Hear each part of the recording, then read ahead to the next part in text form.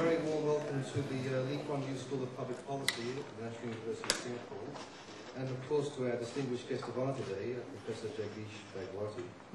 It's marvellous to see so many people here on a Saturday morning, but perhaps not unsurprising given the esteem in which our guest of honour is held. In case Professor Bhagwati is not aware of Singapore's religious holidays, Saturdays and Sundays are devoted exclusively to shopping and eating in Singapore. And hence the fact that so many of you are here, I think, is testimony to the great interest in your work. Professor Bhagwati is University Professor at Columbia University and Senior Fellow in International Economics on the Council of Foreign Relations. He's been Economic Policy Advisor to Arthur Dunkel, Director General of the GATS in 1991, 1993, Special Advisor to the UN on Globalization, and External Advisor to the WTO. He's also served on the expert group appointed by the Director General of the WTO, and on the Advisory Committee to Secretary General Kofi Annan of the New Partnership for African Development.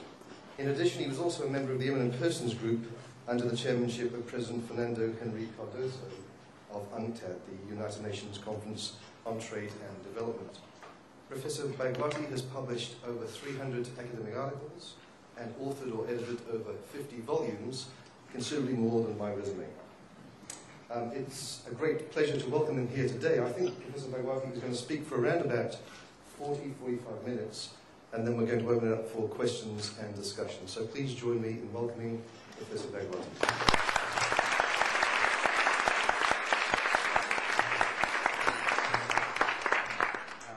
Thank you very much. I've been here once before, many years ago, and it's a great pleasure to be back again in one of the most important growing universities in Asia. I'm an Asian from India, so I'm a certain ethnic pride about the fact that it is in Asia. I thought I would talk about the reactions to the twin crisis, because this is an interactive crisis, starting with the financial crisis and then the macroeconomic crisis, what we call sometimes Wall Street and Main Street in the United States. It is an intense crisis on many dimensions. It's the biggest crisis since the Great Depression and the Great Crash of 1929. And I think it was bound to stir up all kinds of reactions. But what I want to concentrate on is not just the way it developed and so on, which is a different topic altogether, but how people have reacted in terms of what it implies. I won't go into how it's the end of America. That's best done by your chairman or by Mr. Mahbubani. Those are the kinds of international relations issues. The rise of Asia. One of the things, of course, is Asia has now risen because it didn't collapse as much as, in fact, the collapse in India is just a deceleration of the growth rate, and certainly in China as well, whereas the US had a dramatic decline and Europeans have not done so well. Does this imply that the center of gravity has shifted to Asia, and the American model, as President Sarkozy would have it, is dead because, you know, forgive me if there are any French people here, but the French have this love-hate relationship with the Anglo-Saxons, as they call them. And so this might be the final nail in the coffin, which they've been wanting to drive in for a long time. And in fact, I mean, their ideological reaction was also very, very interesting, because President Sarkozy, after the crisis was seen, you know, he allowed himself to be photographed reading Marx's Das Kapital, which was very interesting. And my reaction, of course, since I'm somewhat mischievous, was that I assumed that every Frenchman had read Marx and Voltaire and Rousseau, you know, Balzac and so on, at school. And, you know, how come this guy had not got around to reading Marx until now? But jokes aside, the one thing, I might just make one remark as to why I've always been optimistic about getting out of the crisis. And right now, people are getting out of the crisis. I mean, there are green shoots, as they're called, and economies are moving up in terms of the first difference. And many people who thought otherwise, or probably even wished otherwise. My student Paul Krugman, who I'm sure has been through here at least as many times as I do, he was among the pessimists on the whole thing, along with Rubini. And when I was in London the other day at a World Trade Week, which was being launched, the British are into trade, unlike the French. And so all the ministers were there, and it was like 19th century England, in support of free trade. And I saw a ticker tape when I was in the hotel saying Paul Krugman thinks the recession will last 5 to 10 years. So I wrote to him, since he was my most distinguished student and I keep up with him. And I said, you must have turned into an optimist, because I thought you would say it would last at least 25 years. How come it's only 5 to 10? You really. And so I think even he has come around to thinking there's, things are moving out, etc. So the reason why I was in favor, and this has a little bearing on what I'm going to say, is because the crisis originated in America. And my reaction was, living in America, that America is not really ideologically on the right as people from the left think. That the ideology of America is lack of ideology. It is pragmatism. And when the crisis happened there, I assumed that they would do whatever was necessary to get rid of it, to overcome it.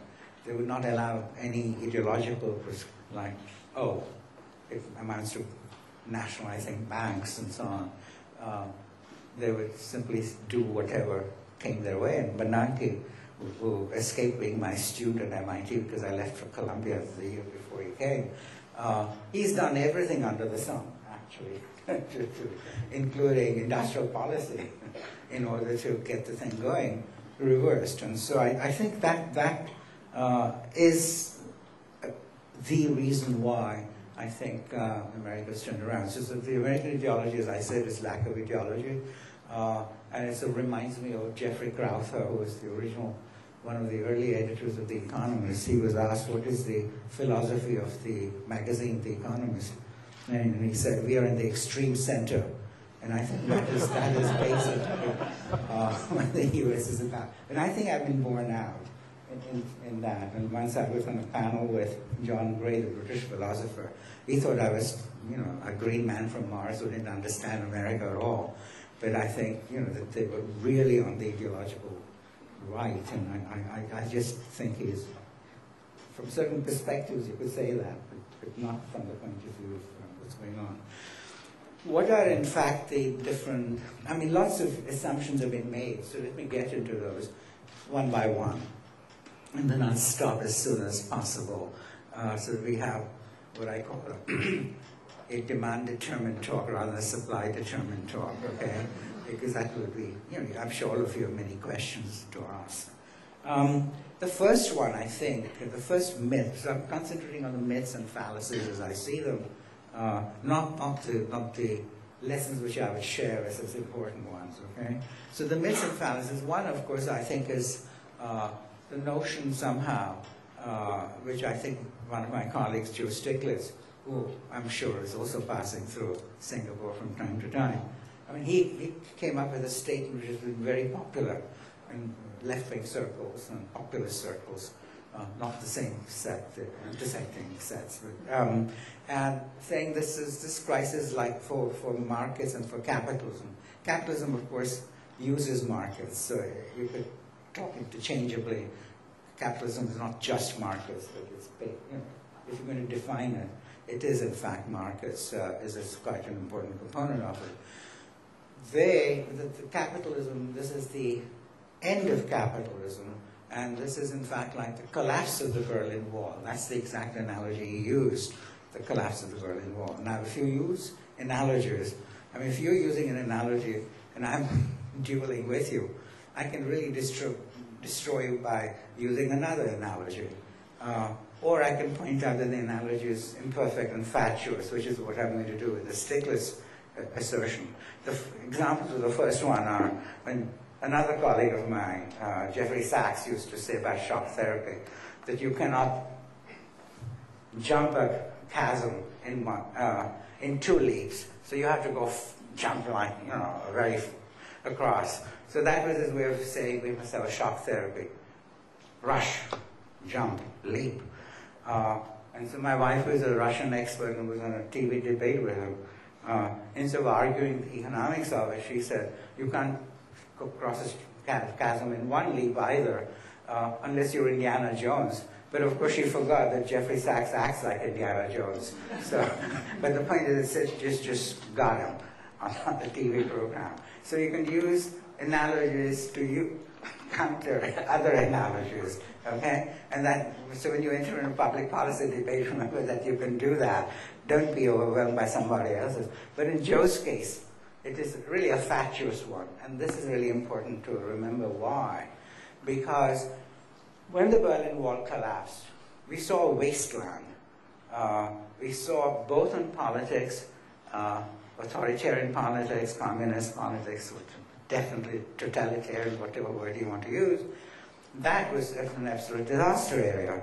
I mean, you would have to go to very remote Stalinist circles to see that, to have a contrary point of view.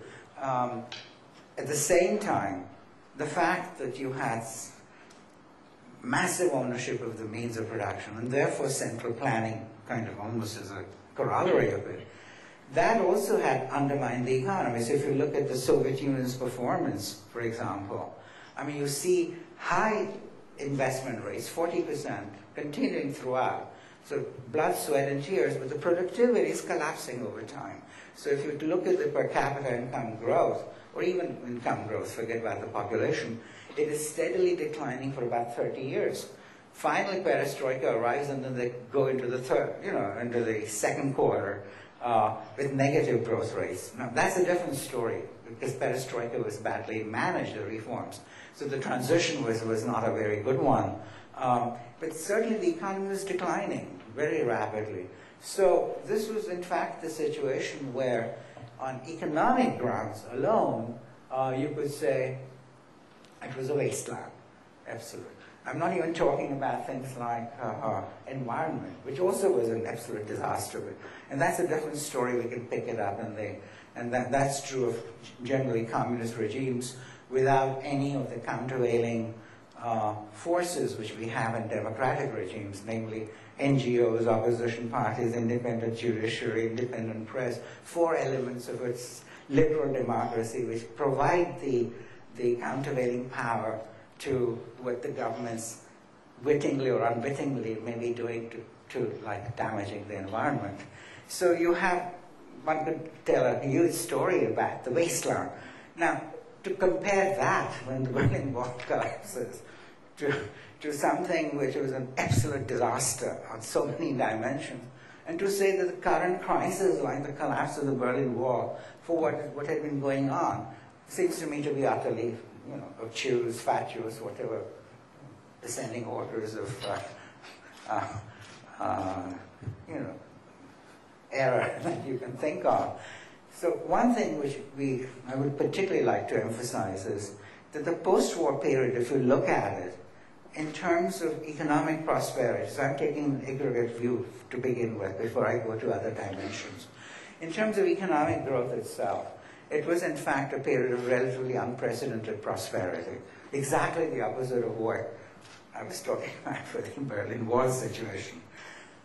If you take the developing countries, we generally tend to have high growth rates, as you know, compared to the West. In the West, if you have 3%, 4% growth rate, we almost call it a miracle. Whereas in our part of the world, to be a miracle like Singapore, you have to have 9, 8, at least maybe even 10%, right, over a sustained period.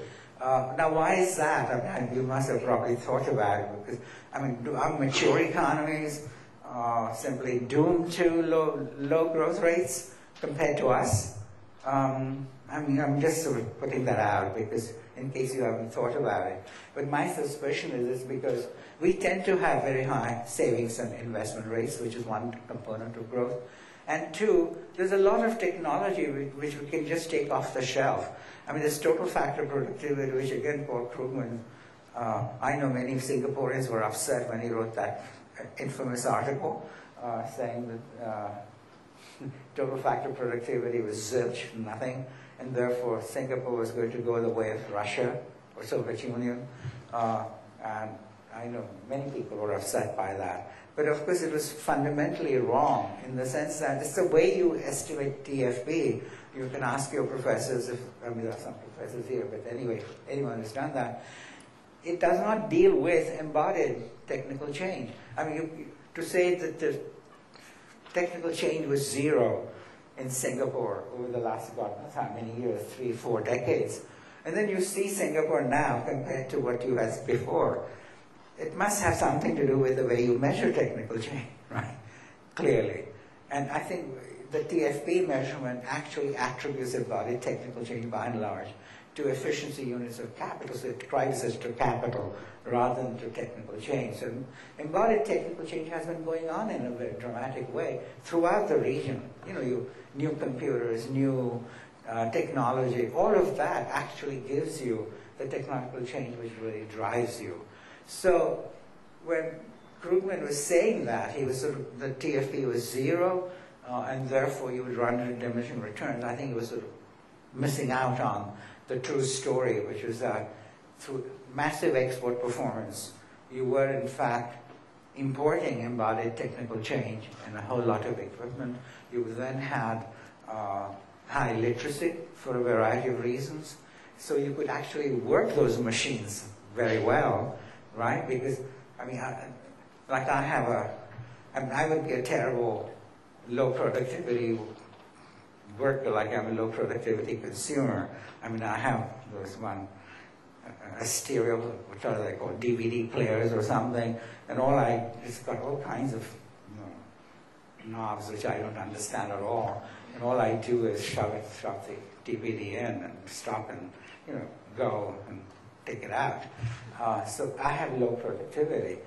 Now, if you don't know how to work the machines, if you don't have literacy, you're going to have low productivity.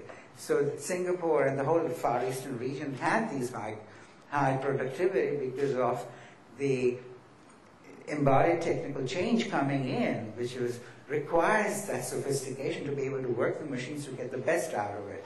So there were a variety of reasons why, in fact, the East Asian miracle was there. So you are actually getting, now when you're getting foreign technology, if you don't insist on the very latest, you go one vintage below, like last year's computer rather than this year's, and the cost is, market price has collapsed, right? But the productivity hasn't collapsed.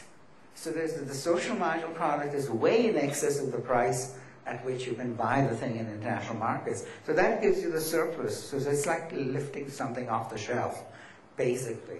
So high savings and investment rates coupled with the fact that you're able to use embodied technology at very low prices in the world, and with high productivity effects, I think that actually those are two things which really enable us to grow very fast. Of course, in the end, as we start producing our own technology, as we rejoin the human race, we will actually converge to the growth rates abroad. But anyway, we have fantastic growth rates in most of the countries.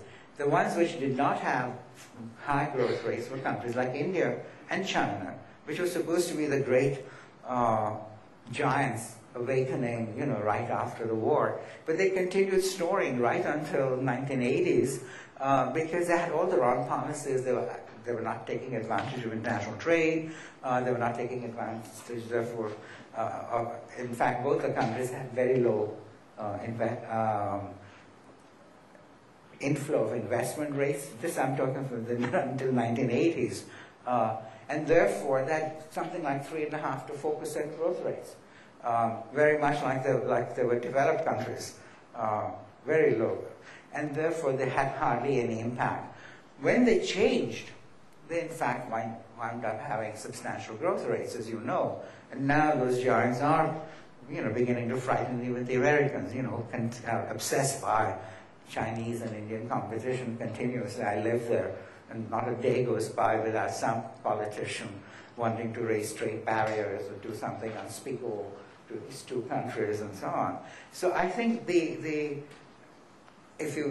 history of the period shows that until the time when reform started, where you opened up to international to trade and foreign investment, until that point, you had in major countries low growth rates. You guys were ahead of the curve, in the Far Eastern Four. And then you see tremendous acceleration of the growth rate. For the developed countries, they had fairly high growth rates. I mean, not high compared to ours, for the reasons that I mentioned. So they had fairly high growth. The only interruption in that prosperity was during the 70s when for an exogenous shock, namely the oil prices increased, right, sevenfold in the early 70s. And that threw the world economy into a tailspin, particularly developed countries. Then Paul Volcker came in at the end of and then he took the inflation out of the system. And that also meant a deflationary impulse. So we lost 2 decades, after which the growth resumed. So when you look at an actual performance, you have to see there are other factors always. There's never a pure experiment. So I think you can say with these kinds of qualifications that in fact the post-war period, both for rich countries and poor countries, or developed and developing, whatever you want to call them, we have had unprecedented economic prosperity, meaning simply GNP, all right? Now, that's only one dimension. The other thing, of course, as soon as you say this, someone like a former colleague of mine, Danny Roderick, who is at Kennedy School at Harvard, I mean, he always points out there are some examples where you have high growth rates with very bad policies. In economics, anything is possible, as you will discover if you stay with it, because there was some period somewhere, some country, where the opposite is true. My teacher, Joan Robinson, our many teachers, she was a radical economist, as you know, and she liked to sort of use aphorisms. And what she said in economics, everything and its opposite is true. Now, that's a bit of an exaggeration. But what she meant was that you could find examples everywhere. Now, Danny Roderick points out examples where you had rapid growth with very bad policies, autarkic and so on and so forth. In fact, Soviet Union is one of them, right? Had very high growth rates until it started collapsing. And there's a story I tell about Joan Robinson and Gus Rainis, who was at Yale, a kind of mainstream liberal, neoliberal, whatever you want to call them, economist. And I myself overheard the two of them once, decades ago, talking about how Korea was a great success story. And I was wondering how the hell the two of them could ever agree on anything like that. And it turned out that she was talking about North Korea and he was talking about South Korea. And decades later, we know who was right. So we again have to bring in the long run, because you can go on even for 15 years, with blood, sweat, and tears and all kinds of exogenous changes, which are favorable to you. You can go on, but ultimately, can you sustain that? And I don't mean in the environmental sense, but just simply, are you likely to? Is this framework of policies which you are, celebrating as compatible with growth? Is that really going to be sustainable in the long run? And I think it's very difficult to find examples where over really long periods you've had bad policies, as we define them from the reforms point of view, really give you high growth rates, okay? So people often shift ground then and say, well, what about effect on income distribution? And they're, take effect on poverty, both in the rich and the poor. So let me take the poor countries, meaning the developing world. We, at least in India, had explicitly embraced the growth strategy. Because I was in the planning commission. My first job was how to bring the 30% at the bottom up to minimum standards of living. This was in 61, and all I had done was economic theory. I didn't have a clue as to, how to do this. But basically, we had all, after looking at a variety of factors, come to the view, which actually was there in the first five-year plan before we came in, namely that high growth was really the way to do it. And one of my, the great Polish economist Kalecki had once said, you need to pass through India, because many of them used to pass through India at that time. And he said to me, Bhagwati, your problem is, in India, is that there are too many exploited and too few exploiters.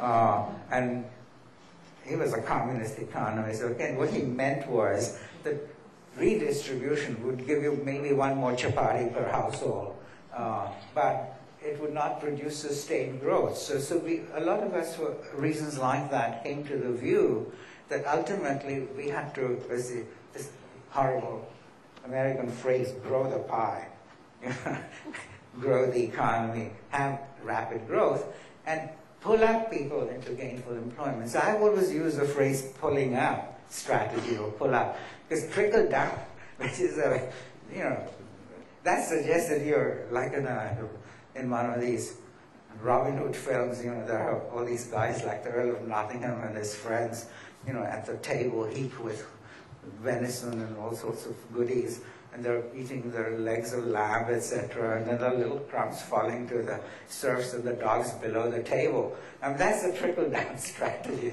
We are all getting rich and fat, and somehow something trickles down to the poor. I mean, that's a conservative-sounding strategy, right? It's an unintended side effect, or side of the table effect. And that's not the way we thought about growth. We thought of growth because there was lots of poverty.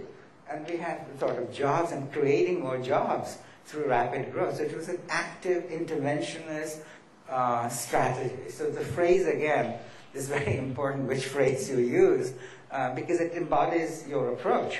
And so now India, you might say India failed, for example, in affecting poverty. And therefore, does it mean that the strategy was wrong? Well, what was wrong was that we didn't get the growth. And that we didn't get the growth because we had wrong policies. After we changed the policies, we got rapid growth. And what has happened now, both in India and China, you've had about, in the last 20 years, by different estimates, 400 to 500 million people have been pulled up above the poverty line. Now that's a big impact. There's still billions of people below the poverty line. But if we had started 30 years earlier, you can imagine, you can easily calculate now on your computers, you would have had a fantastic impact, much more impact, on poverty. So we have nothing to be ashamed of in terms of the impact on poverty either, from having accelerated growth with all the right policies and reforms and so on. So an outward orientation is one of them, and taking advantage of inflow of investment is part of that whole strategy. So I think we can definitely say that in the post-war period, we had impact on poverty. And if Paul Krugman was here, he would say, but the effect on the rich countries is to put a cap on the wages of the unskilled workers. That's a big debate in the rich countries right now, that we want to raise the barriers, right, and move away from international trade. Because if we trade with the poor countries, we'll produce poor people in the rich countries. Meaning, if we trade with countries with abundant labor and so on, like India and China, and if they're growing rapidly, and this is an attitude they extend to Mexico, Chile, everywhere, even Panama, tiny little tot, but they get extremely excited as soon as you're a developing country that somehow is going to screw your workers. Now, that's a big thing in America in particular. And that's why President Obama is not able to extend his enormous eloquence to the trading system. He doesn't attack the world trade, but if you ever have seen anywhere an enthusiastic statement by him about international trade, kindly send it to me. Okay, nobody that I know has ever seen him make such a statement, because he's constrained by the workers and the unions who fear. So this is based on a fear which I think is unfounded, but fear is something which drives a lot of action. And many of us have been arguing this is not a justified fear, but it's very difficult to get people to agree. There's a Russian proverb which says, fear is big eyes, like, if you see some Frankenstein approaching, you're going to go wide-eyed. But it also has deaf ears, I say, because, when you're frightened, you don't listen to evidence. And I think what's happening in America is that many people are just scared, and therefore they say the trade, and particularly with the developing countries, I mean, that's the bad part. If they were saying trade with France, who is hurting workers in America, I wouldn't care. Let Sarkozy fight it out. Yeah, he should be doing something good for a change. But anyway, the point is, it is trade with the poor countries, and it's the Democrats who got elected by the union support. The Democrats in Congress also have to now play on that fear, and because Democrats are the President Obama's party, he has to pay attention too. Therefore, he's struck by lightning into silence, because his ability to maneuver is extremely limited right now. Unfortunately, people like Larry Summers and Paul Krugman are playing for these fears because I think Professor Krugman has just gotten to be a bit like a pit bull. During the Bush years, he was attacking all the time, and then now he's in that attack mode, and so I think he wants to support anything that the unions say. A little bit of that, and also when you have to write 2 columns a week, I mean, you've got to decide, which side you're on. I mean, I write a lot, as you know, but only when I'm moved. I'm moved a lot, but still.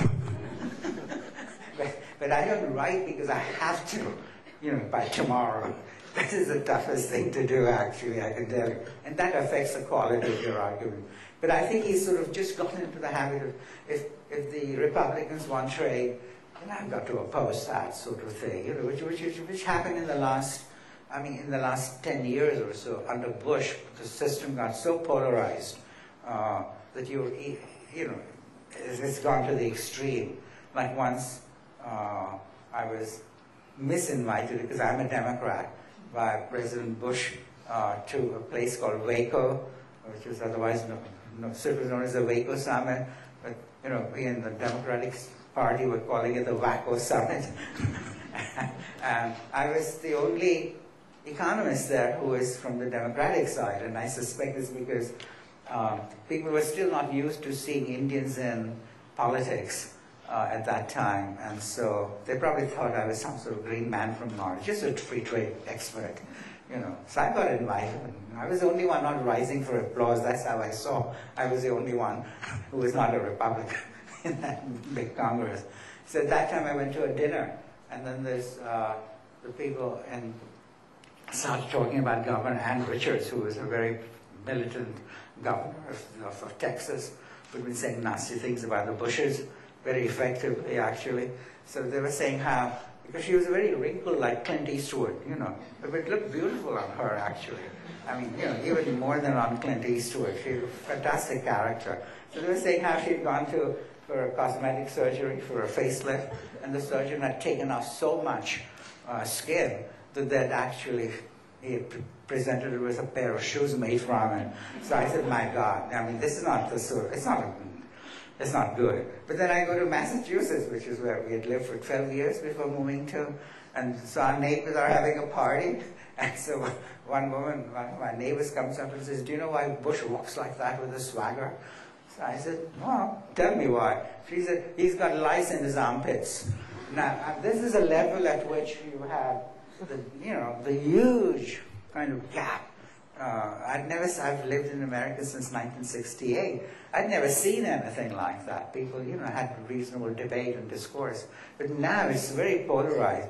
So actually you find, sensible people like Professor Krugman, who is brilliant, really playing a role which I think is not correct from a normal point of view. People just think they're carrying AK-47s to every meeting and so on, and wanting to shoot the other guy out of the water. Okay, so I think the facts are that actually trade with the poor countries has actually helped the workers. The workers are under pressure largely because of continuous labor-saving technical change, which is putting pressure on their wages. If you're continuously being discharged on assembly lines, like if you've seen Modern Times, you have essentially, you see the Charlie Chaplin going berserk on the assembly line, okay? So say those of you who are older and have a child or something, and you take the child to see Modern Times and says, you know, Mommy, take me to an assembly line. It's very difficult to find an assembly line with Charlie Chaplin's on it. You have assembly lines, but they're robotized. And there are 6 people up there in a glass cage who are managing it. So we are continuously displacing unskilled labor brawn and creating demand for the skilled people, which is what you see actually, that the wage premium, which is called, is rising. But the guys who are unskilled, who just are, you know, doing manual work basically, who don't have any, you know, education, there's a pressure on them. Now, what has happened actually is that these guys are also consumers. They're not just producers. So they are, while their incomes are stagnant, actually, since they're consuming products like flip-flops, which is the chuckles or whatever you call them, the, you know, low-quality shoes you wear, and sandals, cheap shirts, etc., as their prices fall due to international trade, that actually improves their real incomes, because these goods enter the workers' consumption basket much more than those of you know, people like us, you know, who are living a better life. So actually, there's a lot of work which shows that unskilled labor has actually profited, not worsened, at the bottom 30%, you might say, of the, you know, income list, as a result of international trade. So a lot of us have been arguing that empirically, saying it's just wrong to think that somehow these China, India, etc., just to screw your workers' wages. In fact, lower prices of labor-intensive goods is actually going to help you. The other thing, of course, is that when India and China begin to be more important, I mean, they're already quite important in trade. Another worry is that the U.S. as a whole will lose prosperity because it will be exporting gradually products which are similar to what the U.S. has been, and rich countries have been exporting, like skill-intensive, capital-intensive. But this is, again, a misleading thing. If you take a traditional model, I'm producing stuff, I'm in the United States, and you now begin to have more Bhagwatis and the chairman and all your, you know, I mean, skilled people. All of you will soon become, as you graduate, skilled people. So you will be adding to your labor force in your own country. So you will be, your economies will be getting more similar to the United States, right? As a result of the skill accumulation, capital accumulation. Therefore, whatever I was exporting, you will also start producing more of. Therefore, the prices of U.S. exports will fall, and the U.S. terms of trade will decline, and U.S. will be worse off. However, when countries get to be similar, they also have traded similar products. Like you go to any, what's a fancy street here, like Oxford Street in London or Madison Avenue in New York. There's got to be somewhere all these guys are, yeah. But they're all cheek by jowl, right? So you've Pierre Cardin, you've got Giorgio Armani, and then you've got Prada, and God knows, all sorts of people, right? Kenzo, etc. And on women's also you have all kinds of women, you know, Anne Klein, Victoria's Secret. Once I used the language, fortunately nobody objected, saying, you know, Victoria's Secret is no more because she's revealed it all. But they're all, none of them is asking for protection, actually. It's interesting. None of them. They're just competing on different points on the spectrum in fashions and so on and so forth. So these are traded similar products, right? And so there's a whole theory about that. So actually one of my students, Ralph Feenstra, who runs the National Bureau of Economic Research, has taken the theory of trade in similar products and worked out the gains from trade from that. You know, you exporting one item, me exporting a slightly different item, but all in the same industry, or trade in variety it's called, and there are trillions of dollars worth of gains from that according to the new theory of trade. So even if India and China are rapidly becoming more like the United States in terms of the kinds of people they have, that is also a source of gains from trade. So I think, you know, a lot of us are engaged in saying, you know, shed your fear, because this fear that your workers will get screwed or that your economy will get screwed just doesn't make sense. And just think about, make a mental experiment and say, so the US actually was the one which brought Japan and the Europeans back to snuff after the war, right? They put them back on their feet. Does anybody say this was a bad thing for the United States? Because they were getting more similar back again to the United States. But you won't find anybody saying that. But when it comes to Asia, people begin to worry like hell, that somehow all hell is going to break loose. So I think we can say, basically, and this is what G20 leaders, they keep repeating, that an open economy is good for you. Read the London Summit's communique. You can Google it down. And the second paragraph says, an open world economy is good. But that's like preaching to the converted.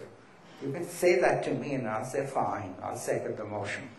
But there are large numbers of people who don't know this, who don't believe it. And they really think that actually international trade is responsible for a lot of the ills of the world and international open economy.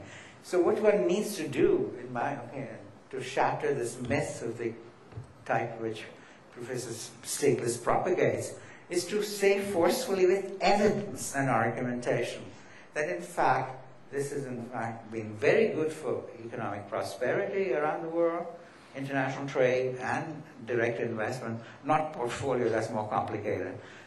And that it has actually gone down to the reduced poverty and actually may have even helped the workers, as I was saying, in the rich countries.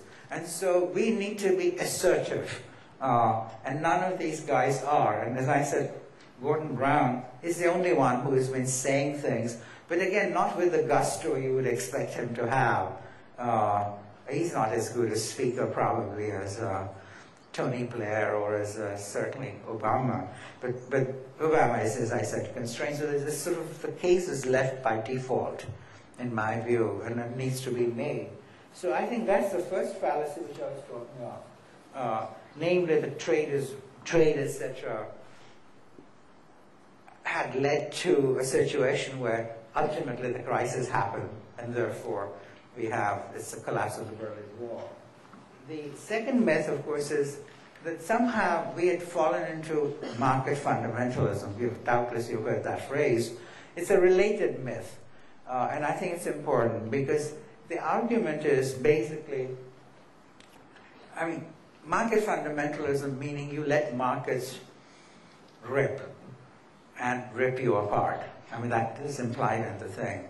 That you simply, from markets, period, that you've gone from sensible intervention by the government, which we all believe in, except the libertarians, into a mode where you're just moving into markets everywhere at any cost, and so on and so forth. That somehow you were not aware, or that you abandoned the notion of governance, of the ability of the governments, or the necessity of governments to play a monitoring and such a role, or even initiating in some cases. And I think this is, again, a fundamental mistake, actually. Because think of the developing countries. talk about that. In developed countries, is a slightly different story. But in developing countries, when I was your age, we were actually, we had what I call anti-market fundamentalism. So we went from, what I'm going to argue is that we went from anti-market fundamentalism to pragmatism.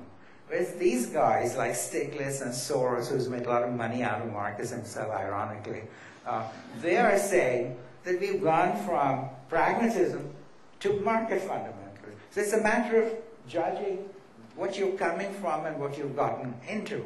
So if you believe, if you're completely unaware of what's going on in the developing countries, and you really think that somehow they were into sensible interventions, and now some sort of anti-market philosophy had taken over, and that led to the crisis. And finally, the crisis is making you live up, stand aware, pull the blinkers from your eyes. That is, in my opinion, fundamentally wrong. So again, if I go to, say, I and Professor Krugman had a big project with the National Bureau of Economic Research a couple of decades ago, which was looking at the policy evolution in many developing countries. But of course, I know best India, where I was part of it for, to some extent, economics is a bit like literature. When you speak from the immediacy of your own experience, you do it a bit better, right? But of course, it means you have to be sure that you don't talk about all the developing countries, because economists tend to generalize quite a bit. But but there are other areas which we have studied, other countries. But in India, we have knee-jerk intervention everywhere. And this is something which many countries have when they start developing. Professor Gershengorn, the great historian, said, when he called economic development in a historical perspective, that when you're starting from behind, you really want to use, all horsepower, as it were, to accelerate into rapid growth, which means you will want the government to intervene in everything because you're behind. So it's a kind of psychological, historical component. And of course, he was giving several historical examples. So it's a bit like common sense. Look, how could you leave things to the market? Because that's going to be slow at best. And you really want to move fast. And therefore, you've got to intervene. So you wind up intervening everywhere. Forgetting that even the size of the government, or the number of graduates from a public policy school like yours, etc., they were still not there. Governments are taking on more and more functions, and therefore they're doing everything badly. This is leaving out even the corruption problem, because once you start doing everything and controlling everything, pretty soon human nature takes over. And if I'm going to license something for you, soon I'm going to realize I can collect a little bakshish from it, right? The civil service began to get corrupted a little bit, politicians very fast, because, and particularly in our part of the world, we don't have things like legal contributions to political parties, which you might, they're called PAC contributions, which American businessmen do. So every American businessman is continuously raising money. Even as soon as he's gotten elected, next week he's got a fundraiser for the next election. So he's very responsive to his constituents. And cynically you could say that if you say you can have a PAC contribution, you're making corruption legal. Therefore, it's not corruption anymore, right? And so that's a cynical reaction. But I do think you need alternative ways of raising money for elections. If you're going to say we're going to reduce corruption because of licensing and allocation and so on. So I think it's a rather interactive thing. But anyway, the point is everything became a matter of intervention by the governments. In India, it proliferated, sort of, we called it a Kafkaesque situation and so on. And this is true of many parts of the world, actually. In the 50s and 60s, right after we began planning. So at one stage, in one after-dinner speech, I said the problem with developing countries was that Adam Smith's invisible hand was nowhere to be seen. It was just absent. There's a complete knee-jerk intervention. That's what we have. Proliferation of the public sector also, not leaving anything to private sector in some cases. Only things which you couldn't control, which were beyond the reach of the government because there was massive anarchy in some cases. At the bottom, you couldn't really go and grab anything. So that was one. And the other was just fear of international trade like the Americans and the rich countries tend to have nowadays. People really thought they could compete in the international world against rich countries with better infrastructure, better skills, and so on and so forth. And that was something which I think the Far Eastern economies experience kind of contravened and, you know, made you a little more confident about that. But these were the two things which we had. We then move in light of our own undoing, because you are learning not just by doing, but also by undoing. And so we learned then from the Far Eastern experience, which is the doing part, and from the undoing part of countries like India, Ghana, Egypt, and so on and so forth, that we really had to move to the center. Now, India started changing, you know, around late 80s, certainly after 91 when we had a crisis. So we began to move away from that model, but towards the center, pragmatic center. Even today, we had 75% average tariff on imports of manufacturers in 91. I mean, very high. After 20 years, we brought it down to about 12, gradually. No shock therapy, but, you know, gradually down. And, you know, it has really led to substantial impact. We abolished the industrial licensing system, which had proliferated everywhere. We haven't been able to actually privatize anything, really, because it creates its own, you know, constraints and so on. It's very difficult to privatize, you know, when people have been so used to it. And so we still have a long way to go. So we've moved, in my judgment, to kind of away from that extreme position of, you know, knee-jerk interventionism, anti-market fundamentalism, to, I would say, a little more pragmatic center.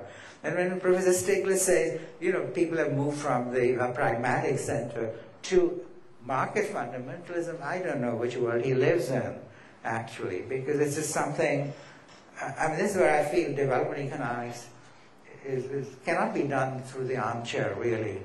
And even being a vice president of the World Bank is still an armchair kind of thing, because what you do is you basically arrive, you know, when you arrive, people give you motorcades, you stay in the penthouse, prime ministers meet you. They're all stroking you because you're going to go and tell Mr. Wolfenson or Zolik, you know, give them money or something. I mean, after these chaps disappeared, we used to sit around and say what a bunch of jerks they were, you know. I mean, they didn't understand any economics, really, of development. But while they were there, we said, you know, treat them like VIPs, you know. And then Professor Stiglitz never realized he was being stroked. And that's true of most of them, actually. So I think you really have to be, I mean, I'm making almost an ethnic point to some. We have extensive experience, because development economics is the most difficult part of economics, actually, because you have to do it well. You do a little sociology, a little relations, a little political science, and, you know, 101 of at least each one of those before. You can't just do it by studying pure technical economics.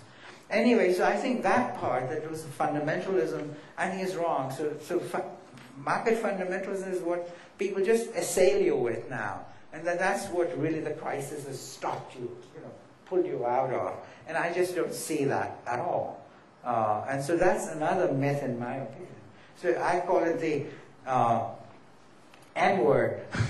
Like the L word is used, meaning if you're a liberal. So if I'm a conservative, a word of abuse is to call you a liberal. So that's called the L word in American discourse. And so M word, market fundamental, is a word of abuse, you know, unthinking abuse to anyone who wants, you know, who say liberal reforms or use of markets, etc. is a good thing. Finally, I think there's just two more points I'll make and then stop. So sorry, I've gone on too long. But The third one is that this is the end of the Washington Consensus. Doubtless you've heard that. Now, I find that very strange, actually, because, again, it's assumed that Washington Consensus meant all these liberal reforms. Now, Washington usually follows what we do. So it's Washington conceit to think that this is Washington Consensus somehow defining what we are doing. Take the three big countries which actually changed their policies. This was all endogenous, in my opinion. India, we realized, I mean, some of us have been arguing for quite some time, that the old model wasn't working. It was producing 3.5% to 4% growth rate, and with 2% growth of population. I mean, it was having no impact on poverty at all. You know, so the model was actually counterproductive, the framework of policies.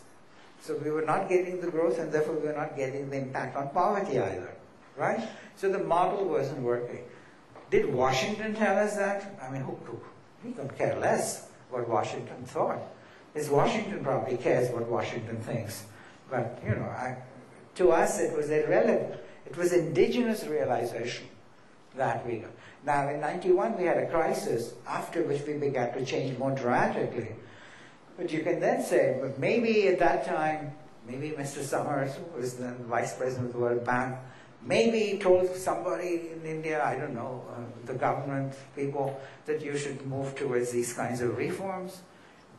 But then he was just one of many voices. And two, you've got to ask, why after 2 years when the crisis was behind us, why did we continue making the reforms? Because it was internally driven. It was internal realization that the old model couldn't work. You take China, it's hard to think of China paying attention to what Washington thinks.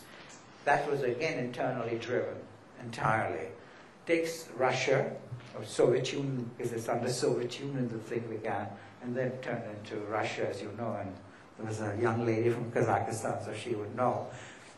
It was Gorbachev and Shevardnadze who finally said, well, there's no way the Soviet Union could go on like this, because it was steadily going downhill for 30 years, and Gorbachev realized that pretty soon the superpower would become a super beggar if it continued like that. They had to change the model.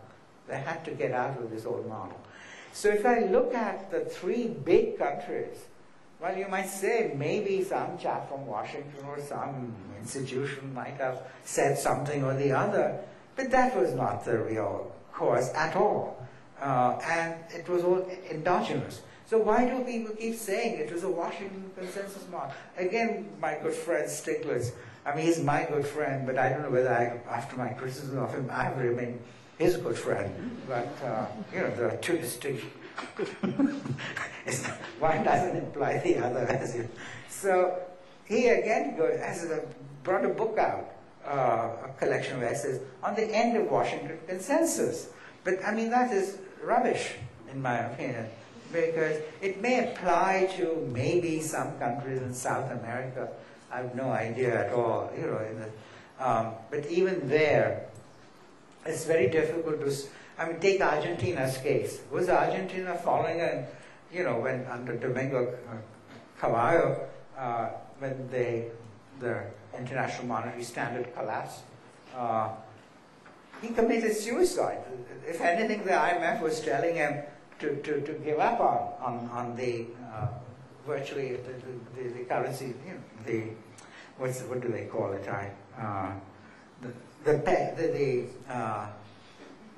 The currency was tied to the dollar. I've forgotten the exact way you put it. He insisted on it. He would not let go.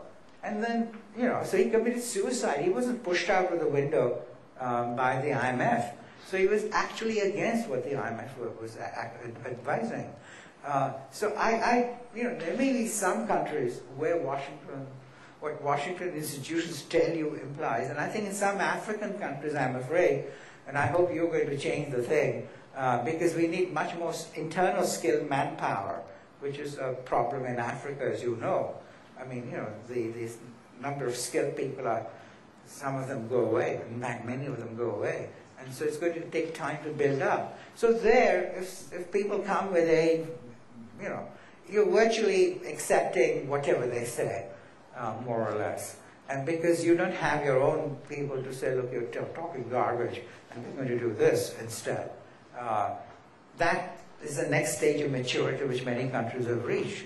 So leave that out. So I think the Washington Consensus, I think, is a myth. And the final thing I just want to talk about, I will talk about the financial crisis, which is more complicated. But I'll just say markets, one thing that has come up everywhere is that markets destroy your morality.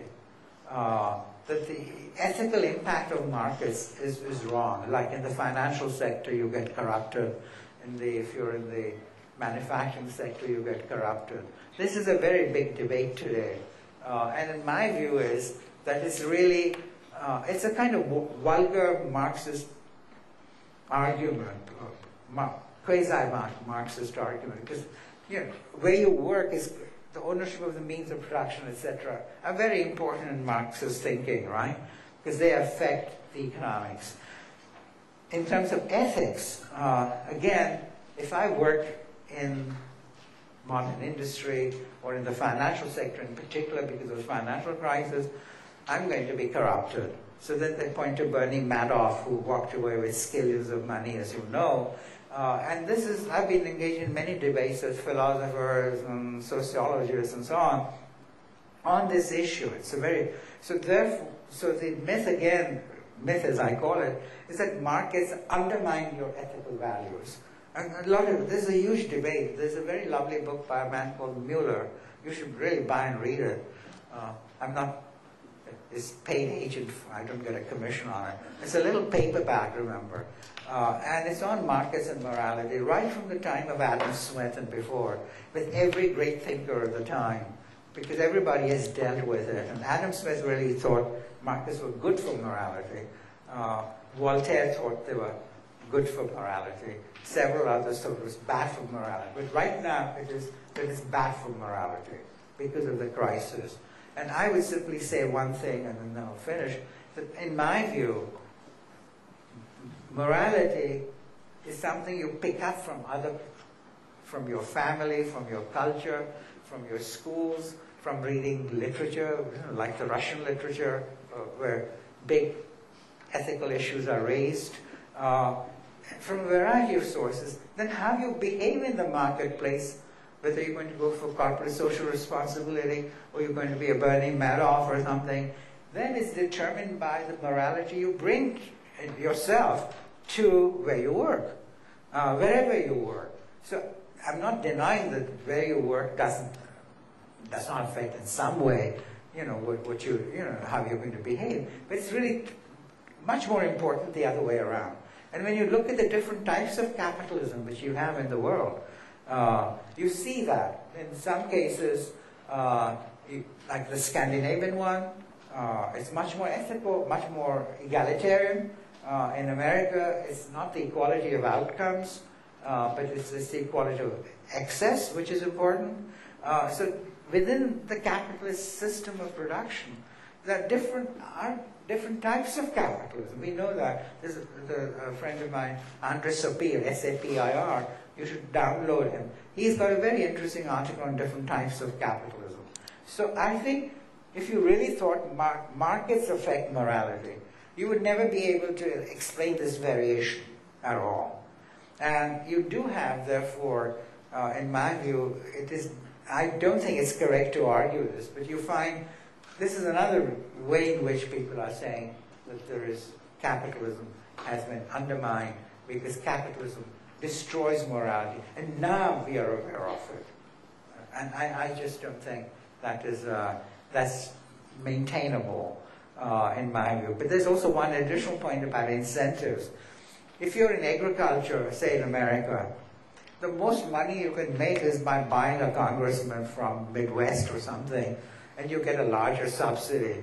It's hardly worth your effort, in my opinion. The rate of return to that kind of activity is very little. If you're in manufacturers, it's greater, because the possibility of making money by cutting corners is a bit greater, like we saw in Enron and so on. In the financial sector, if you cut corners, you're going to get huge rates of return. Now, if the rate of return to corruption is a lot greater, and so our chairman is in agriculture, and I'm in finance, I'm much more likely to get a high rate of return to corruption. So you'll find, therefore, that in the financial sector, you'll see more skullduggery than in the agricultural sector, right? Because the rate of return is higher. So even if we're equally corruptible, there are going to be less corrupt people in agriculture and more corrupt people in finance. It's a simple consequence. So it's not that the financial sector is corrupting you. It is that the financial sector offers you greater rewards if you're corrupt. But ultimately, it's the fact that you're corruptible that matters, in my view. So like Governor Spitzer, you remember, of New York, he was caught with a call girl or something. Now, you could say that because there's a call girl service, therefore he was corrupted. But I think the real problem is that it was his own demons, his own values, which are really the problem. The fact that the call girl service should not be the one which should be assigned the blame, in my view. So it's a matter of how you put it and how you differ.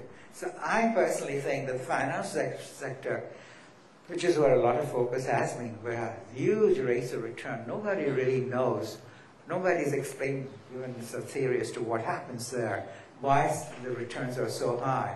But they're incredibly high. They make in 1 week what we would make in a lifetime. And it's just incredible, what they do. So I think that is really something where the morality part, I think, is the one which we want to look at. Finally, if we're going to make capitalism stable, there are two things we can do, because capitalism is at stake also right now.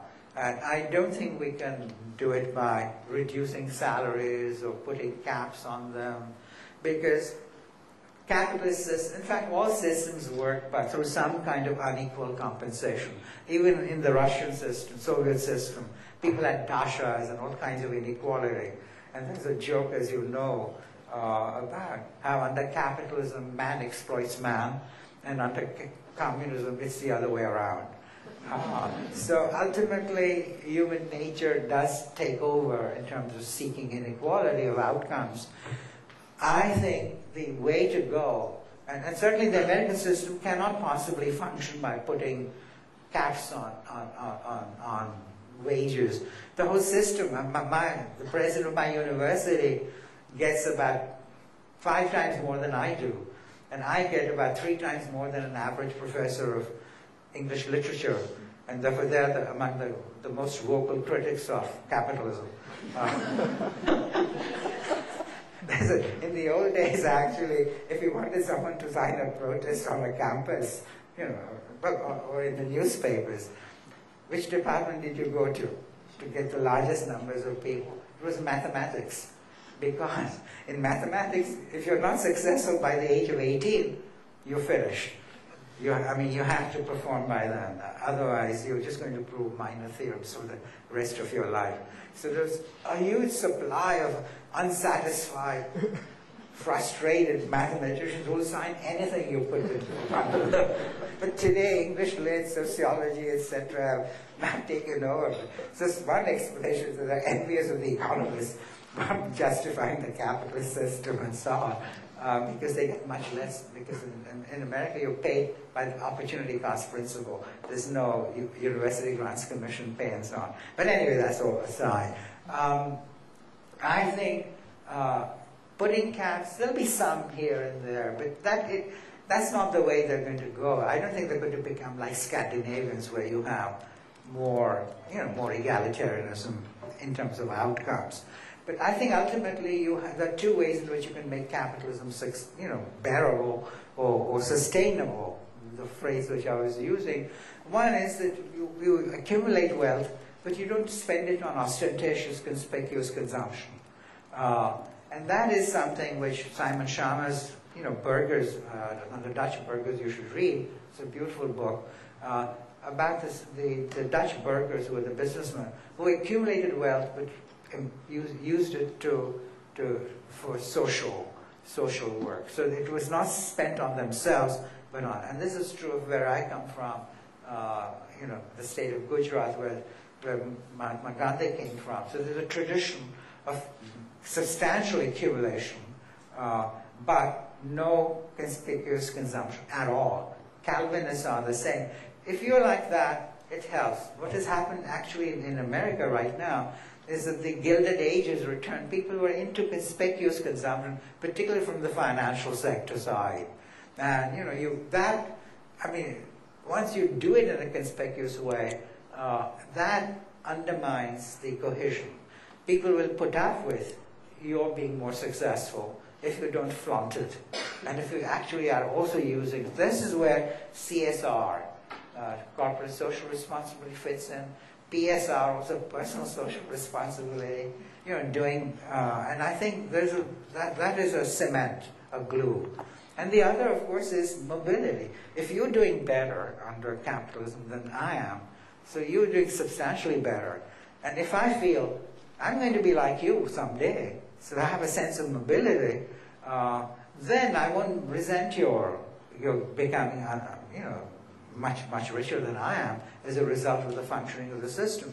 So if you believe in that mobility, and actually many sociologists have studied American mobility with European, and say American mobility is not really much greater, but it's just a myth.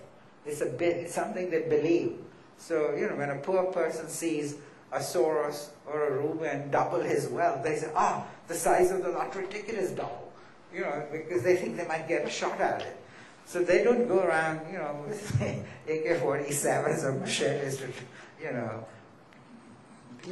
to do unspeakable things to Soros, right? So this is a different mobility myth. But now, as a result of the stagnant wages, and this can only be looked at in your own society, the stagnant wages and the Gilded Age and so on have made people feel that they can't have access to education, like all of you have here, because the tuition is very high, they can't afford it. Then they feel the mobility myth begins to erode, and they begin to feel that they're not going to make it, and that's what leads to, again, undermining the system. So you could relate that. These are the kinds of issues which we are now going to have to think about very seriously. Not just let capitalism evolve on its own, right, in whichever way it goes. You have to provide this social glue. And I think in both cases, in terms of not flaunting your wealth and in terms of mobility, the American system of capitalism has weakened and needs repair to be able to. It can be done. It can be done. I mean, there are many elements on which they're moving in that direction, even exogenously. But I think all of these elements become very important. And I think in the Asian model, you see some elements of that for social responsibility and so on, and not just individual self-indulgence, particularly in a conspicuous way. So I think those are the kinds of things which I think, the important issues coming up in a way, and the crisis may be a catalyst for sharpening that debate. So that's not a myth, but that's with the notion that somehow capitalism needs some invasive surgery, like removing rewards and so on and so forth, or in terms of how much you get paid, or that somehow the financial system needs massive invasions of and controls and so on. I didn't have time to develop that theme, but there are things you need to do, but they're not really in the sense of radical surgery. These are the kinds of things, in terms of how you strengthen capitalism, which is necessary. So no invasive surgery, but sort of strengthening it in terms of some of the elements which make capitalism sustainable is what really is necessary. So I'll stop there. I'm sorry I went on a little too long as usual. Once actually, at this London meeting, the woman who was in charge actually said, Professor Bhagwati, we hear that you're very witty and very funny, but you also go on too long. So I said, oh, in that case, I'll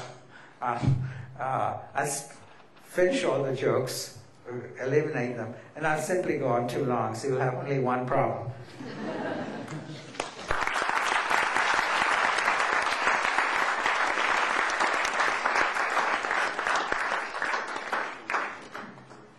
We'll open up the floor for questions now. There's microphones either side. If you'd just like to please go up and identify yourself, by all means.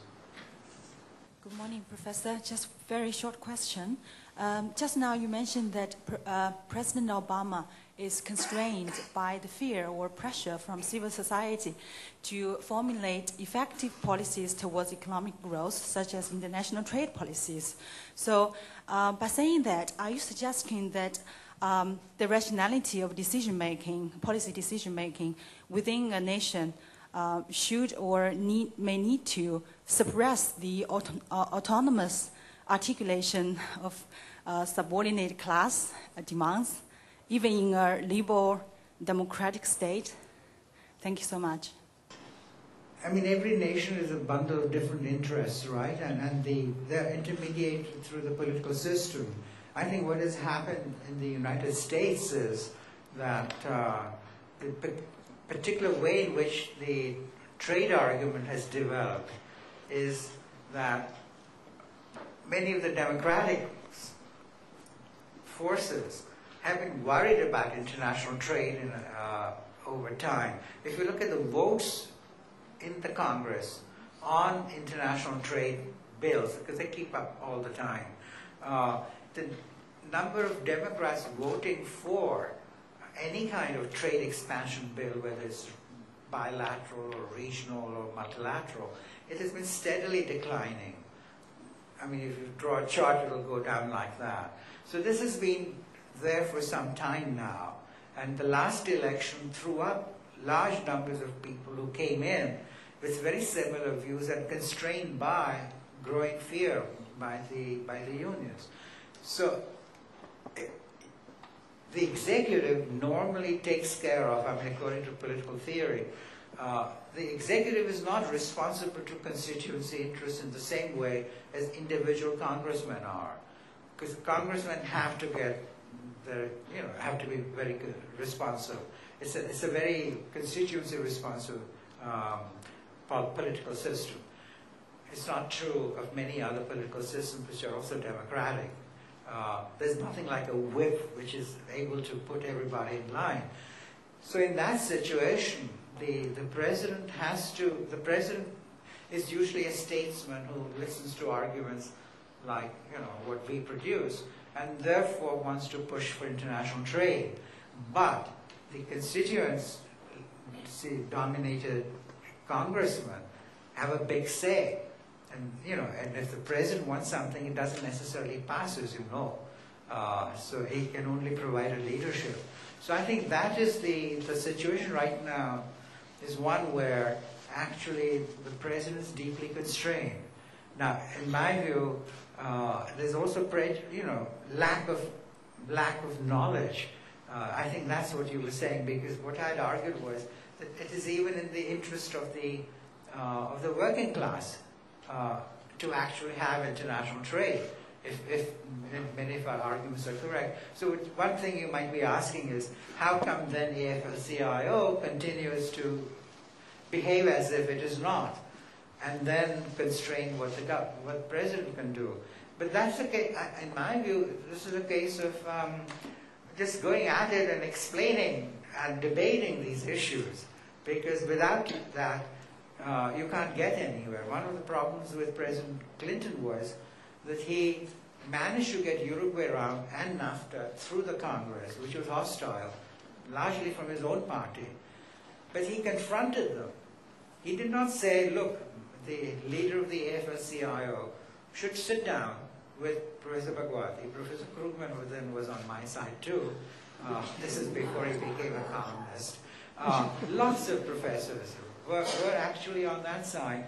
So what President Clinton should have done was to say, look, let's sit down and debate it, and maybe Sweeney is right, and maybe Bhagwati and Krugman, etc. are wrong. But you have to have that debate. Instead, he just defeated these guys politically.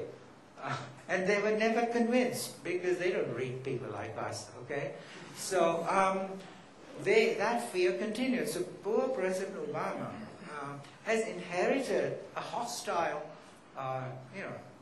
trade hostile, anti-trade union movement. And so he has to now to kind of engage it, and he doesn't, he's so overwhelmed by the crisis and by the healthcare and so on, that he doesn't have time to actually undertake that massive exercise, in my opinion. And it can be done, but, so we intellectuals are another force in the system, right? And so we are also part of the political system. So we write, we debate, and so on, and hope that somehow it will change the situation. So it's just, I think a democratic system has many points of argumentation. So it's like, and I tell all my students that they should spend 10% of their time doing not research but actually public education by writing in the newspapers and entering debates and so on. Because we have to do that, otherwise politicians will just listen to all the wrong guys. You mean not to suppress the role or the voices of civil society, but try to engage them in a more proactive or productive way? Is that what you mean? Yeah, I think you can change your opinion. Sometimes it takes 30 years. Like, I started asking for Indian reforms, as some of the Indians will know, in 1966. And then it was 25 years later.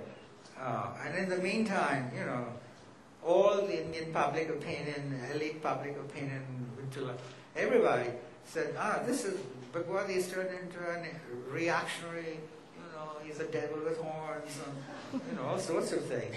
I couldn't care less. And 25 years later, it's all been done. Actually, the Indian Prime Minister once was entertaining in 1991 when he was initiating these changes as a finance minister. And he had all these top CEOs of American firms, like GM, which was a big firm at that time, General Electric, McKinsey, Boeing, Lockheed Martin. So they were all having lunch, and so he had invited me and my wife, who had written this book, which played a big role at that time. And he said, these two are friends of mine, wrote a book asking for all these reforms 25 years ago. And he said, if we had implemented those reforms, we wouldn't be having this lunch now, because you would all be in India already. And so, sometimes you just have to wait and wait, but never, you have to change your mind in light of new evidence. We are not in social science, there's always new stuff coming out, which makes you change your mind sometimes, right? But if there's no such thing, just hang in there. And it does, things do change. Things do change. Yeah. Professor Bhagwati, I'd like to ask you a question, some questions, or maybe starting with a question on trade and currency. That means U.S. trade deficit and, say, the Chinese currency. Right. Right. From time to time, we do have Japan bashing, China bashing, when U.S. policymakers say that it's because you have an undervalued Japanese yen or an undervalued yuan. Right. Is the trade deficit in the U.S. due to undervalued Asian currency, or is it a myth? Second part, I was at another talk by Professor Ronald McKinnon of Stanford University, who said that more sophisticated economists know that it has nothing to do with exchange rate, but due to the deficit of savings versus investment. What do you think? I'm inclined to Professor McKinnon's view, which is also Professor Mandel's view. And these are two of the deeper people on macroeconomics of international system. I'm not an expert in that area, but I would just say, for the benefit of everybody, which is that the magazine, The International Economy, which is a laminated magazine with, and that it goes into what 50, 60 experts in the field say about a specific issue. And they were asked about what the Chinese exchange rate should be. This was about 3 years ago, and There were people like Mandel and McKinnon who said, it should remain fixed because they want to fix exchange rate systems. There were others who said it should be left completely to be determined by the market without any kind of intervention. Then there were people who said there should be the Chinese currency should appreciate by 2%, then 2 to 4%, 4 to 6, 6 to 8, 8 to 10, 10 to 25, 25 to 35, and 35 and anywhere up. There were 14 classes. These are about 60 experts, and there were 14 points of view. Now, I don't know what to believe, actually. It's not my, but you're absolutely, there's one basic point where I think the general people here, I don't want to just spread skepticism, but in international monetary economics, there's huge confusion. And I don't know whom to believe, because I can go to any field in economics, and I know who the best minds are, and I can find out. But in this one, there's so much intransitivity that I'm glad I'm not an international monetary economist. And we have our divisions in international trade, but they're nothing like the ones in this other field. So now, there's a basic point which needs to be made, which is what we call your fundamentals, your monetary and fiscal policy, and other wage policy, etc., which affect the exchange rate. Okay, so the exchange rate is like the hands on the clock, but the mechanism underneath is what is driving them. So you can't just look at the exchange rate, and I think that's also Professor McKinnon's point. If let's assume China doesn't do anything, just stays there, or even sinks into the ocean, and there's no China.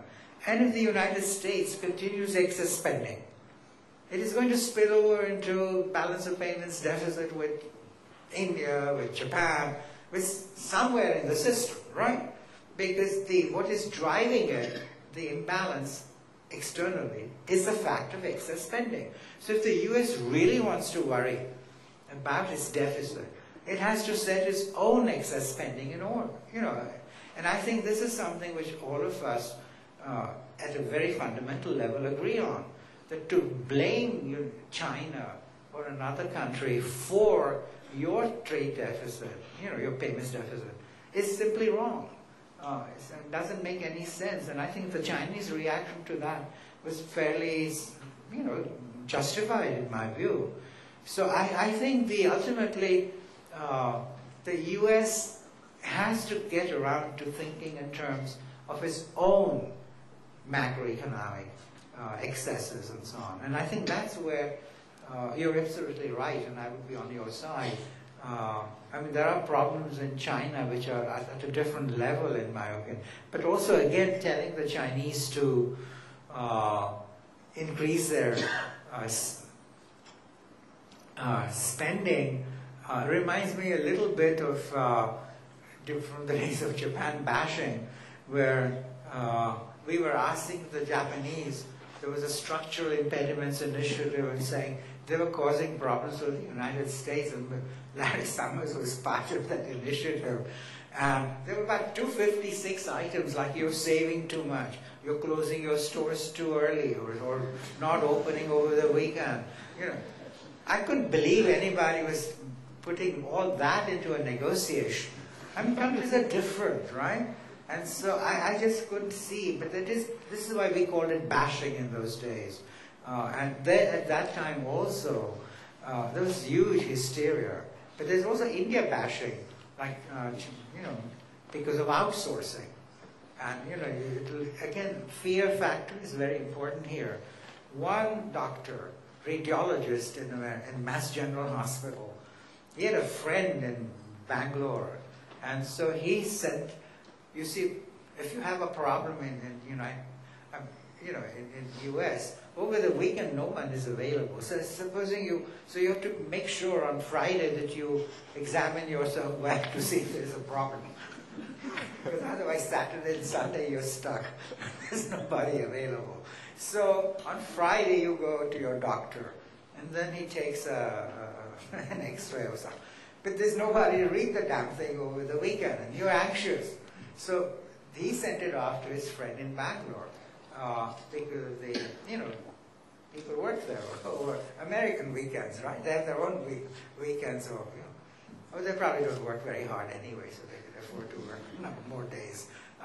So you get your return, your X-ray diagnosed by Monday morning when you come in. So you get a quick turnaround. So from this, there was a scare that all X-rays would be, sent out abroad to India to be read. All radiologists would lose their jobs. And that was what Senator Kerry got into during his campaign. And he started talking about, outsourcing being a major problem. And lots of politicians took it up. My student Doug Irwin, who is a very outstanding trade economist today, he actually looked at a number of radiologists who had lost their jobs since that scare of Senator Kerry's time. Not one has lost a job, and their average earnings turn out to be about $400,000 per year. So even the wages have not been affected, and the reason partly is that ultimately you can't export these beyond a point because you need board certified, US board certified doctors at the other end to do the diagnosis. And the only 4 firms in the world, 2 in Australia and 2 in India, which do this now, and they're called Nighthawks because of time zone difference. So it's a time zone difference which with Australia and India is about 10.5 hours. Australia must be 13 or 14 or something. That's when the weekend factor really kicks in. So it's a very tiny thing, but it led to enormous bashing of outsourcing. With nothing really to worry. And actually it's a good thing to have outsourcing because it expands demand as a whole. Like I'm told that if you're in a nursing home and you forget to take your medication, so you carry a pager. And so somebody reminds you, all right? So to remind you, if it's an American who is going to do that, they're going to charge you $3 for each time they press a button to remind you, Mrs. Schwartz, you need to take your Mevacor or your Lipitor, right? From India, they'll do it for 10 cents.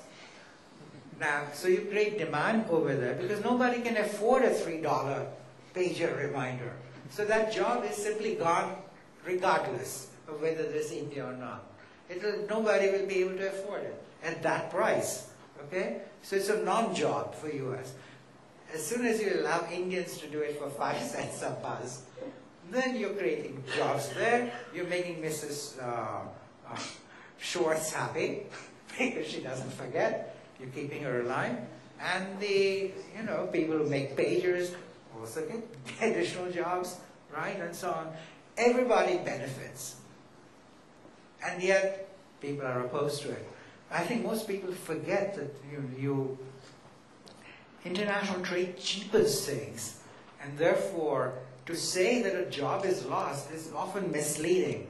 Because as economies develop, certain jobs are lost anyway because of rising wages or changes that are taking place. And international trade creates jobs elsewhere, not at the expense of your jobs, but frequently on a net basis.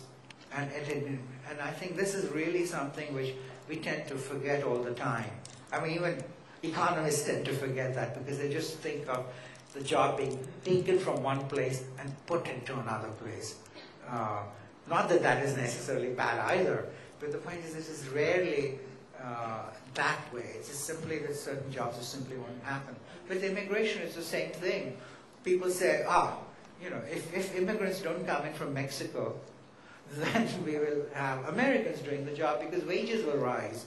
Well, it is true. I mean, the illegal immigrants cleaning up the Columbia room where I lecture, and they're getting low wages, I'm sure. If somebody says, Professor Bhagwati, we'll give you $100 if you clean up the room after your lecture, well, I'll just tell my wife I'm going to come home 15 minutes later. Make $100. But which university can afford to pay me $100 to do that job? Right? So the job won't exist. So it is true, wages will rise, but the jobs will go down. So I think, we economists have to, every time we think of a quantity, we have to think of the price. Without the two being together, we cannot make a proper diagnosis. But you're absolutely right on China. Professor, you spoke about sustainable capitalism. And I'd like to ask you about the role of regulation. Right. You did speak of morality, ethics. That's a kind of a, well, in India we call it spirituality, and we sort of don't indulge in conspicuous consumption because we've always been told too much is not good, too much is bad. So in a way, in a sense, it's regulation, it's self-regulation. But my question is, regulation by the state, by enforcing bodies, be it the, well, in our case, we have the SEBI, we have the Reserve Bank. In the US, you probably have other agencies. So has this crisis, and we all accept there is a crisis, does this crisis tell us something about the role of regulation going forward? Yeah, I think let me just mention two points because it was a huge topic, and I'm sorry, I think this is the last one, right? So the first, self-regulation is part of the values you have. In my view, there are differences across countries in this. I think globalization to some extent tends to iron out those differences.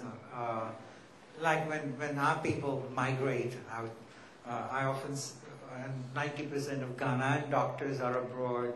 So when you're looking at things like brain drain, which is an area of some interest also for development. I mean, I often say that, Indians will, although they believe in an infinity of lifetimes, like Shirley MacLaine, we're going to be born and reborn and reborn. We still want to maximize our welfare in the current one, like the rest of you. And so there is a sort of convergence taking place, despite what we are told. Not convergence, but at least, some diffusion of values also takes place through contact, etc.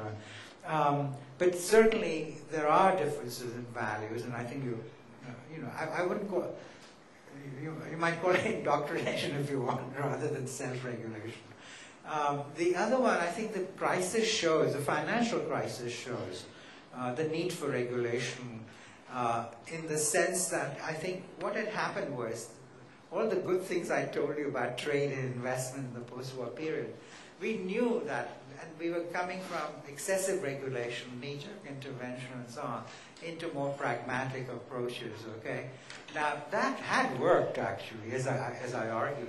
And I think there was a carry over into the financial sector, which is inevitable, because people really felt that things, should be loosened up. And so some of it went into an area where actually you need more monitoring and regulation act.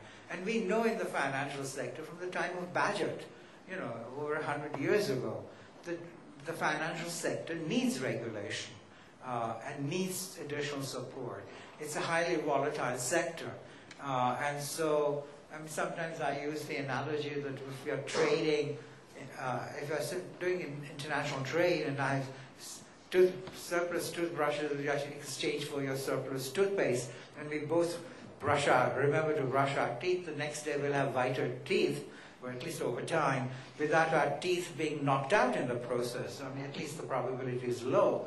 But when it comes to capital flows, there's more, which is part of the financial sector, and which caused the East Asian financial crisis. There, the analogy is with fire. It enables you to cook your food, but at the same time, it can burn down your house. So you can have a huge tsunami type of effects on the downside. So we need to worry about it. But the point is, it is also a sector. So we know that we can't just let it go, but we knew that from the 97 crisis of East Asia. But the crisis which can develop, and this each time they happen in a different way. This time around, particularly, it was due to a whole lot of financial innovation. So financial innovation, whose downside people don't understand, is at the heart of many of these crises. The growth of derivatives, which is behind the LTCM crisis, this time around the CDS, and the securitized mortgages and so on. So all of that played a role. It's not the only, the full story is even worse. Now, if we say we want, therefore, more regulation, I don't think that's quite correct. I mean, in certain areas you may, but if the problem is that each time a financial innovation develops, we don't understand its potential downside. How is a regulator who doesn't understand the downside of the innovation, how is he going to regulate? It's a bit like, I mean, like we economists say you should have an optimal policy, but when asked to define it, we usually don't know what it is, right? But we say you must have an optimal policy. Once I had back pain, so I went to the doctor, and he said, doctors are like economists, and he said, you have lumbago. So I said, what does that mean, doctor? He says, you have pain in the lumbar region. But I said, I knew that before I came. So what is the diagnosis? So if you just say the regulators must regulate, there were regulators already around, many of them. Maybe there should have been fewer. There's a debate about that too, right? Now, what should be the optimal size of the regulator and so on. But most of these instruments were not understood. I remember many of my own students from MIT were actually were running the LTCM. And the head was, of course, Robert Merton, who was not he could have been my student, but he was not taking my course, the Nobel laureate and the son of the famous sociologist. And they were running LTCM, very smart fellows. And when the crisis happened because of the derivatives, another friend of mine in the Bank for International Settlements told me that 6 months later there was a big conference in the BIS in Basel, and all the top central bankers and the commercial bankers had been invited, and he told me that 90% of them didn't know what the hell a derivative was. Now, you see, this is the kind of situation we're dealing with. So I've suggested, actually, in some of my writings, that we need to have an independent set of experts, you see, who are not part of the financial system but are familiar with it, whose job it is, every time a new innovation comes up, to see what could be the potential downside, and so on. So those are ways in which we can go for the additional regulation. So certainly we need something, but it has to be carefully thought through. President Sarkozy just wants everything regulated, because there are Cartesian people who think they can do everything, and Gordon Brown is against it, but essentially it's got to be something which you really work through now. You need coordination of certain policy instruments, because one reason why, and when Ireland said we're going to have federal deposit insurance, it wasn't coordinated with the Germans and the French and the English. So all the deposits went from these banks to the Irish banks. So then they had to put in something on their own. It would have been better if this sort of thing was coordinated ahead of time. So we like even on over-leveraging, all the investment banks, the big 5 investment banks in Wall Street went to the Securities and Exchange Commission and said, we don't need reserve cash requirements. Now, that's incredible. But they were supported by Senator Schumer, who represented them, because he went and said to the Securities and Exchange Commission, if we impose any cash requirements, which is reasonable, then all the business will go to London. So at that point, this is what we call race to the bottom, right? Uncoordinated, right? No regulation there. But they should have, at that point, called up Sir Howard Davis, who is now the director of the London School of Economics, and said, because he was head of the Financial Services Authority, saying, let us coordinate and make sure that we don't compete against each other, lowering the reserve requirements, cash requirements, in case something goes wrong, to negligible amounts, and thereby exposing the system, which is in fact what they did. So there are things which we have learned, areas where we need coordination, and things like this, and we need an independent group of experts which examines every time somebody says, I'm doing a new instrument, immediately says, what could go wrong? Right? Like when you fight wars, these political scientists get together and work out war scenarios. Apparently the Iraq war went wrong, the second one, because nobody did that. They had only one scenario. It would be over in 6 weeks. There was no scenario saying it would go on for 6 years. And you know what happened. So this is really more common sense than economics. And, but I think we've learned a few lessons like that. But a general rewrite of the financial sector, etc., which is how some people talk, which is, is simply not a sensible idea. Okay? I know there were several more questions up there, but we'll have to apologise and pass on them given the time. Could you please join me in thanking for a very stimulating conversation and talk to Professor Bhagwati?